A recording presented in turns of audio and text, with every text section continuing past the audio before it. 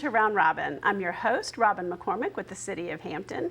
And today we're going to talk to you about the community plan and how Hampton is engaging you to help figure out where the city's going and how we're going to get better. My guest is Mike Hayes from the Planning Department. Welcome. Thank you. Glad to be here. I think, this is something that we in the city are very, very excited about. And I think sometimes the community is like, you're doing another plan? Don't you guys do a lot of plans? So explain to us about what the community plan is. Right. I would say this is the big one, so to speak. Wake up. This is the one. Right. At the end of the day, once we get all this wrapped up, we get all the input, get things written, this will be the guiding policy for the city going forward. The first aspect is the strategic plan, which is a little more short-term. May not be short-term for some people's minds in terms of looking 5 years out, but really guiding sort of where the city focuses efforts, possibly even spends money, and working with community partners sort of in that short term. And the second aspect is our comprehensive plan, which that's looking 20 plus years out. And that's really a long time for people to think about in most cases. But if you think about the city as a whole and our history, and we've been around a lot longer than that. And so it's really about sort of what's the legacy we want to leave, as well as what's the future we want to have for ourselves. So, and we're calling this Hampton 2040, but it really is these two parts of a plan that are going to work together. But okay, so another criticism that I hear on social media is like, well, you, the city, you're going to do what you want to do anyway. Why should I bother? Are you really going to listen to me? Certainly. We listen to a whole lot of people in the process. So that's one thing I do want to say we understand is that there are divergent voices at times. And so sometimes people we understand, feel like they're not necessarily being heard. But we do go out and we listen to everybody. Ultimately, we have to figure out what pieces of information we're getting that actually fit together and create that vision for the whole. And you can look at numerous plans that we've done and see many aspects or many projects that have come out of them that we've actually heard directly from the community. I think one of the great ones was the quality of the fishing pier we got out at Buckrow. That was actually from listening to fishermen themselves. After a storm took out the previous fishing pier, we've built a much more resilient pier, and we think one that benefits fishermen and those who enjoy it in many ways. Out there in Buckrow. Again, I can run down a whole long list of different projects, but again, we listen to people. That's a really interesting one because it is very specific, and it is something that exists now and that I take for granted because, to me, it's been there for a long time, and I didn't know that history of it. And I think that is where people, may not want to speak out or may not feel like it's worth speaking out, or geez, I work long hours, why do I want to come to a meeting at night, all those things, because your voice really does matter, but only if you use it. I can't guess what's in your head. Right, we can't guess what's in people's heads. We can only hear the voices that are spoken. But with that in mind, we are trying to create multiple opportunities for people to participate. I know you and your team are actually working on an online survey that'll go out at some point. We are also looking at providing various activities so that some involve sort of talking with us, others involve writing, maybe drawing, trying to create some stickers for those who aren't necessarily as handy with a pen to sort of describe physically what they see the future of Hampton to be. And we're also working on creating a kit so people can take it with them and have what we're calling table talks. Where there's no city staff. It's just, whether you're at the barber shop, backyard barbecue, wherever you tend to share ideas, that if you have a group of people, you can get them down and you can bring that to us and share those ideas and thoughts with us. So I think that's cool, and I think it's also a way to engage younger people who are maybe going to be here in 2040, whereas I will not be. I'm pretty sure that's not, I'm not going to see that day. And it, not that they're, perspective isn't going to change as they get older. Obviously it would, but I think it, for one thing, teaches them to be involved. And for another thing, teaches them to think about all the different aspects that go into city planning. You guys, like my department in marketing, we're like immediate. We are on social media, we're doing this today, it's all today. And you guys have this completely different pace of life where you're looking really far ahead. How does that work? Like, how do you, I think of a rezoning as being for this business, and you're like, no, it's not for that business, it's for the land use forever. Like, Right. It is a pretty difficult concept for most people because usually our lives do feel a bit static. There are certain things we like to feel aren't necessarily permanent, but they're sort of the rocks in our lives. And this is a way for the community to have input and sort of that long-term vision. And so it does provide some level of assurance about where things are going. I think it's another aspect of this that maybe people can appreciate. It's to keep things and decisions from being sort of haphazard, so to speak. And to get back to the point of the youth, I think Hampton's a wonderful place in the sense that we engage youth very differently on a very different level than most, the vast majority of communities out there. We've had a number of communities actually come speak with us to figure out how we do it, because we have a youth commission and we have youth on various boards, and they're not sort of play government type bodies. They're actually involved in this decision-making process. The members are actually tasked with getting out in the community, much like our neighborhood commission members and much like our planning commissioners and city council members like to. So they are actually involved in that whole engagement process and helping to develop that vision. And also to your point about, while the youth may not always be here to see their ideas come to fruition while they're still youth, it sort of provides an attachment for them to Hampton, and it also allows them to sow the seeds for the future for their children if they have them, and to potentially influence them to move back to Hampton and keep some of our best and brightest here in Hampton. So you all have a kickoff for the community plan. Tell us when that is and a little bit about what it's going to be like. Sure. October 30th, so just before Halloween, the day before Halloween. October 30th, 6 p.m., the Hampton Roads Convention Center. We do plan on having some food. I don't know where we're having it yet. I didn't know that. I put that on the flyers. Okay. Plan on having some food, and so if you come out and you share your thoughts and ideas, and somebody offers you a cookie, they're not actually being sarcastic this time. Good job, have a cookie. But yes, we're hoping to get 300 to 400 people out. We especially want people who have connections out in the community. If you know your neighbors really well, if you're part of organizations, please come out. It's an opportunity to hear in more detail what this process is about.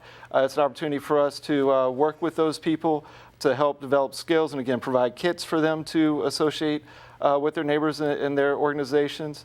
And we're also going to run through a few of our activities. They're going to be a bit of a guinea pig test out there to see how well they run. But with that, we're also gaining their input. So it is it's sort of a first opportunity to give input.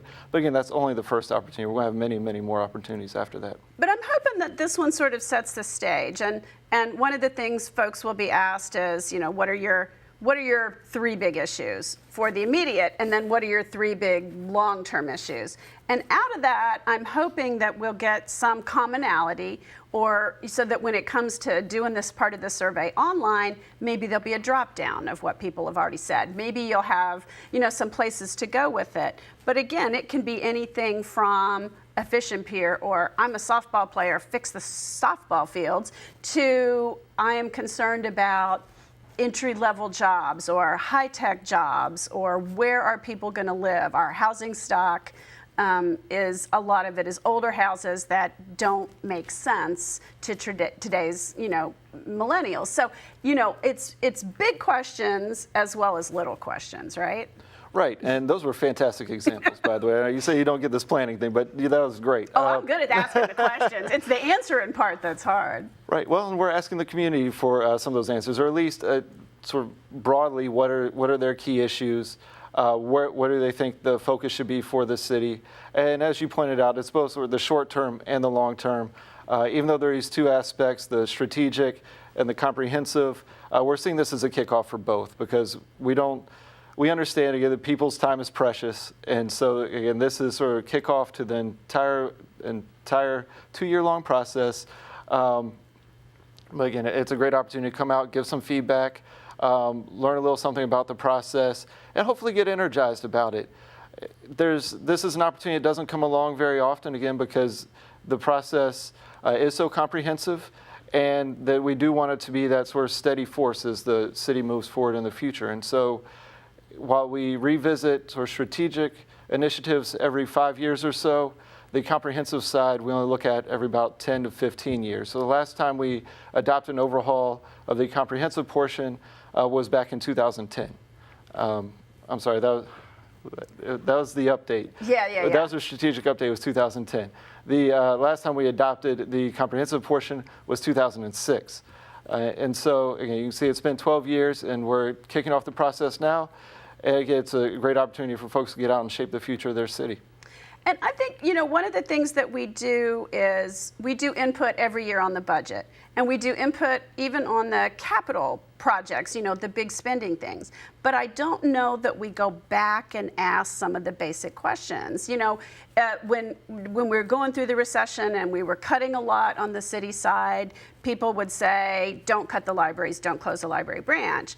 And I think what we haven't asked is, are the libraries in the right place? Do we need them in the community? Is one big central facility that offers more a better thing? Or how will people use libraries in 10 years or 15 years? We've already seen this dramatic change to where they are less for renting physical books and more things happen online, and they're computer stations for the public. So how are those uses going to change? How are they already changing and we haven't captured it? And what is going to happen as change continues in the future? Probably the way the city services are organized today is going to have to change. But this is about more than city. This is not a city plan. It is a community plan.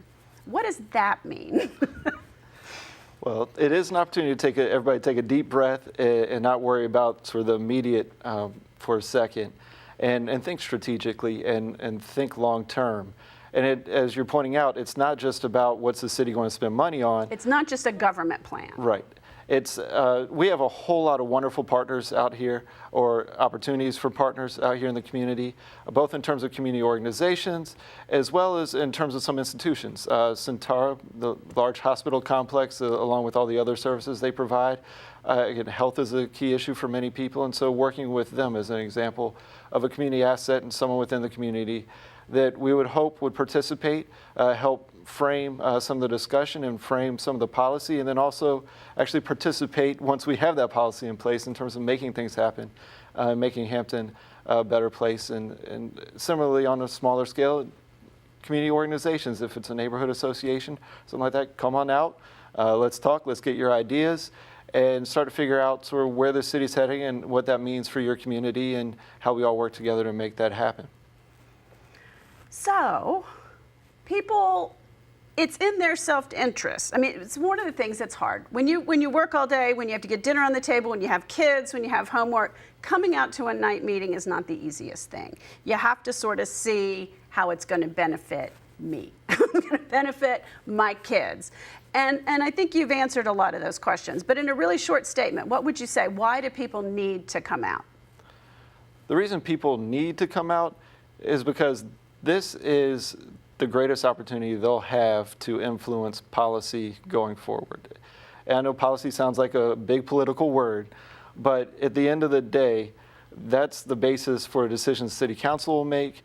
That's where you'll see significant influence in terms of, again, where money's spent, where we focus programs, and we actually get to learn who to engage in the community. So it's not even necessarily just about the document, but it's about being able to make those connections. Like many things in life, it's connections that really help you achieve things. And so by building relationships, whether it's with my staff or with housing and neighborhoods, maybe even the city manager's office, that you begin to build those relationships, we begin to get a better understanding of the people. The people understand and know us better, and so they're more likely to reach out. And again, as you said, this could go in all sorts of different directions. And we're trying to build a plan and a future that works for all the different neighborhoods. And so we need to know from the neighborhood what it is they need and where it is they think they're going. Well, and the other criticism that I hear on social media a lot is that council only listens to a certain few or the business community. They don't listen to the average person. And what I see from the inside is that council listens to whoever talks.